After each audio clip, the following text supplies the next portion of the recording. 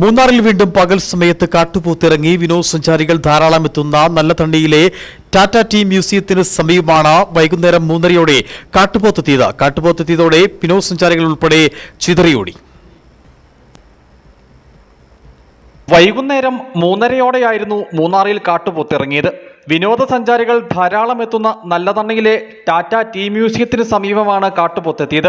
ഈ സമയം പ്രദേശത്ത് വിനോദസഞ്ചാരികൾ ഉണ്ടായിരുന്നു. കാട്ടുപോത്തെത്തിയതോടെ വിനോദസഞ്ചാരികൾ ഉൾപ്പെടെ ചിതറിയോടി.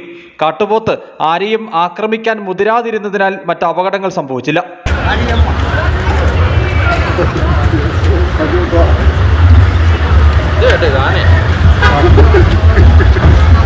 പിന്നീട് കാട്ടുപോത്ത് ജനവാസ മേഖലയിൽ നിന്നും പിൻവാങ്ങി. ദിവസങ്ങൾക്ക് മുമ്പ് മൂന്നാർ ടൗണിലും പകൽ കാട്ടുപോത്തിറങ്ങിയിരുന്നു. മൂന്നാറിലെ ജനറൽ ആശുപത്രി റോഡിലൂടെയായിരുന്നു കാട്ടുപോത്തെത്തിയത്.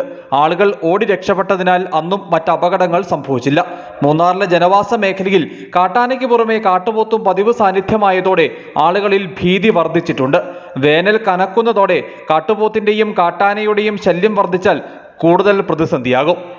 News bureau, Adimali.